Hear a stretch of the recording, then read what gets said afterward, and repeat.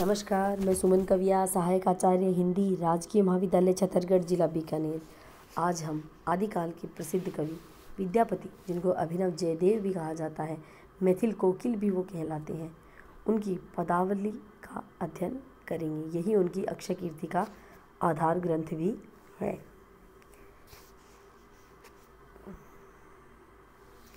राधा की वंदना।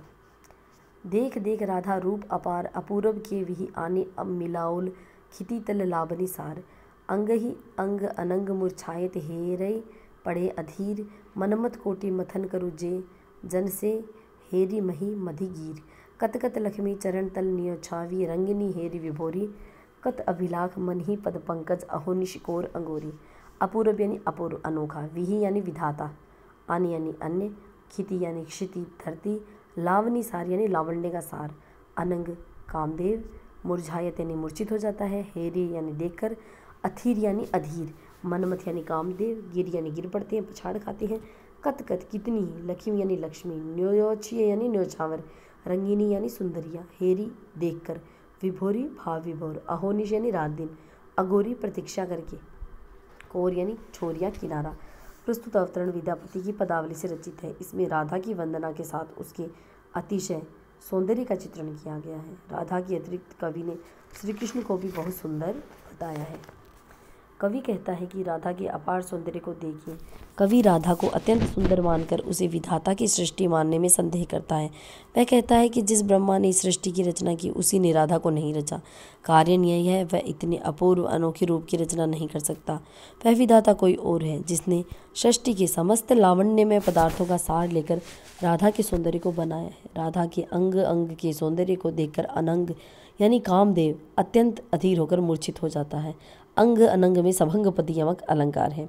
जो श्री कृष्ण अपने सौंदर्य से करोड़ों कामदेवों का मंथन करने वाले हैं, अर्थात अत्यंत सुंदर हैं, वे भी जब राधा के अद्भुत सौंदर्य को देखते हैं तो पृथ्वी पर गिर पड़ते हैं। विद्यापति कहते हैं, सौंदर्ययुक्त कितनी ही लक्ष्मियाँ राधा के चरणों पर न्योछावर हैं, और वे भी राधा के सौंदर्य के आगे कम सुंदर हैं। सुंदर से सुंदर स्त्रियाँ भी राधा के रूप सौंदर्य को देखकर बेसुध हो उठती हैं। कवि कहता है, राधा के चरण कमलों को देखकर यही अभिलाषा होती है कि उन्हें यत्नपूर्वक संभाल करके दिन रात गोद में रखा जाए।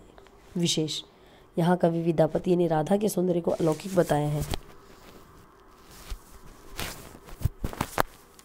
कवि ने राधा को सबके द्वारा पूज्य बताना चाहा है।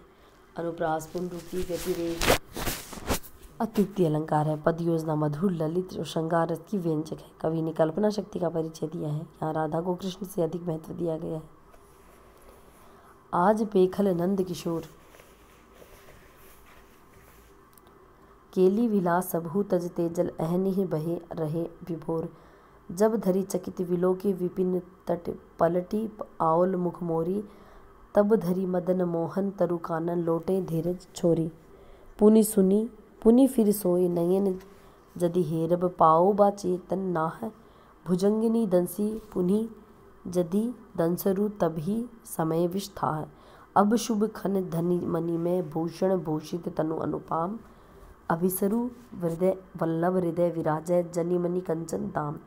पेखल यानी देखा, केली विलास यानी प्रेम लीला विलास, विभोर यानी बेसुध, जलधरी यानी जब से, विपिन तट यानी जंगल का किनारा, पलटी आओल यानी लौट आई, मुख मोरी यानी मुख को मोड़कर उपेक्षा भाव दिखाकर, तब धरी यानी तब से, नाह यानी स्वामी, भुजंगिनी यानी सर्पिणी, समय यानी शांत होता है, विष था यानी विष का प्रकोप, खन यानी क्षण, अनुपाम यानी अनुपम, अभिसरु यानी अभिसार करो, मणि कांचन दाम सोने की डोरी में पिरोई मणियों की माला।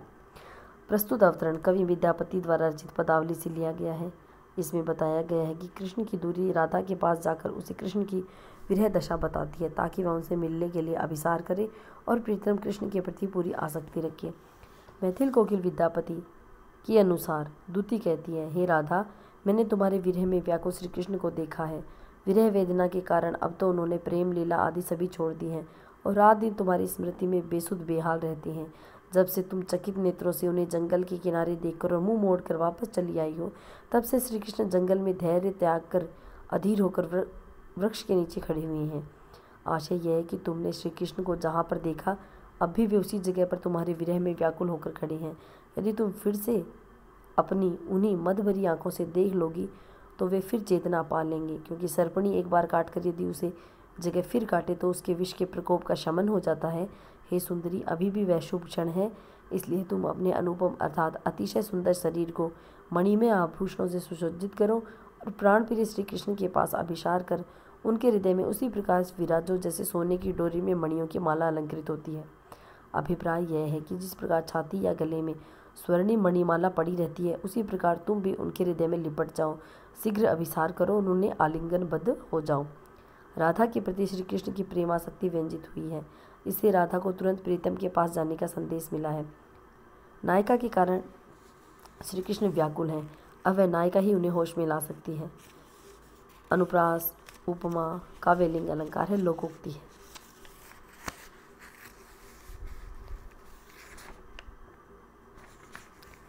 सजनी कान्ह के कहब बुझाई,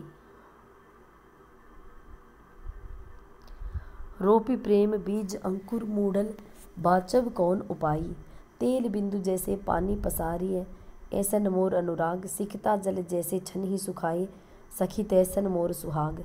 कुल कामिनी छलो कुलटा भय गेलो, तनिकर बचन लोभाई। अपने करे हमें मूड मुडायल, कान्ह सहो प्रेम बढ़ाई। चोर रमनी जनी मने मने रोई, अंबर बदन छपाई। दीपक लोभ शलभ जनि धायल, से फल भुजैत चाई। भनई विद्यापति ई कल जुगृति, चिंता करह न काई। अपन कर्म दोष आप ही भुंजई, जे जन परवश होई।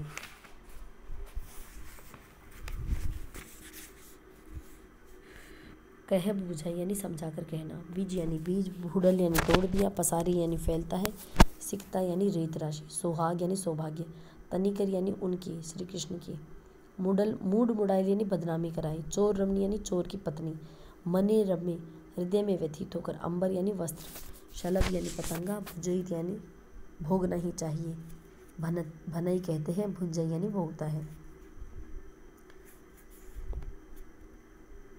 इसमें विरह व्यथा से संतप्त राधा अपनी सखी से अपनी व्यथा वेदना का वर्णन करती हुई चित्रित हुई है।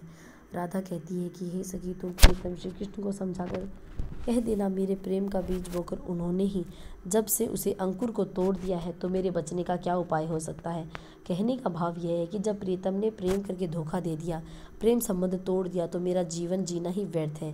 जिस प्रकार जल में तेल की बूंद फैल जाती है, उसी प्रकार श्री कृष्ण के प्रति मेरे हृदय में प्रेम फैल गया है। मेरा प्रेम विस्तृत है, परंतु जैसे रेत राशि में पानी क्षण भर में ही सूख जाता है, ऐसा सुख रहित मेरा सौभाग्य है। मैं सम्मानित कुल की कामिनी थी, परंतु श्री कृष्ण के प्रेमासक्ति भरे वचनों से छलकर उल्टा बन गई हूँ। मैं उनके वचनों के लोभ में आ गई हूँ, इस कारण मैंने स्वयं ही अपने आप बदनामी कराई है। अब मैं अपने प्रेम की बढ़ाई किसे बताऊँ या किससे कहूँ। अर्थात प्रेम में एक बार धोखा खा लेने से अब उसकी बढ़ाई या विरह व्यथा की लाचारी किसी से भी नहीं कह सकती। मेरी दशा तो चोर की स्त्री के समान है, जो वस्त्रों में मुँह छुपाकर हृदय में ही चुपचाप व्यथित होकर रोती है। दीपक से आसक्ति रखकर जो पतंगा है उससे प्यार करता है और छटपटाकर घायल हो जाता है, उसी प्रकार श्री कृष्ण की रूपासक्ति की ओर आकृष्ट हुई मैं भी, परंतु मुझे भी वही परिणाम भोगना पड़ा जो पतंगा भोगता है। कवि कहते हैं कि यह कलयुग की रीति है, यहाँ कोई किसी की चिंता नहीं करता। जो व्यक्ति पराधीन होता है वह अपने कर्मों का दोष स्वयं ही भोगता है। राधा के कथन का आशय है कि मैंने स्वयं श्री कृष्ण से प्रेम किया, कुल मर्यादा लोक लज्जा का ध्यान नहीं रखा, फलस्वरूप अब मुझे असह्य विरह व्यथा भोगनी पड़ेगी। विरहणी की वेदना व्यथा का चित्रण है, इसमें विरह की विभिन्न दशाओं की व्यंजना है। विरहणी राधा के लिए अनेक नवीन उपमान दिए गए हैं। अनुप्रास, उपमा, निदर्शना आदि अलंकार है। प्रोषित पति का नायिका की तरह राधा के पश्चाताप का प्रकाशन हुआ है। यह पद सुगेय है और भावपूर्ण है, मैथिली भाषा है। श्रृंगार रस का इसमें परिपाक हुआ है, रति उसका स्थायी भाव है। श्रृंगार का जो विप्रलंब पक्ष है वह इसमें वर्णित हुआ है। श्रृंगार रस होने के कारण इसमें माधुर्य गुण है और वैदर्भी रीति है। उपनागरिका इसमें वृत्ति है। श्री कृष्ण के प्रेम में राधा की यह दशा हुई है, यह उसके विरह की अतिशयता को द्योतित करता है। राधा एक प्रोषित पति का नायिका है। प्रोषित पति का नायिका का अभिप्राय है जिसका पति उसे छोड़कर अन्यत्र किसी स्थान पर चला गया है, प्रवासी है। चोर की स्त्री जिस प्रकार अपनी व्यथा को किसी को नहीं कह सकती, वैसी ही दशा इसमें राधा की भी बताई गई है।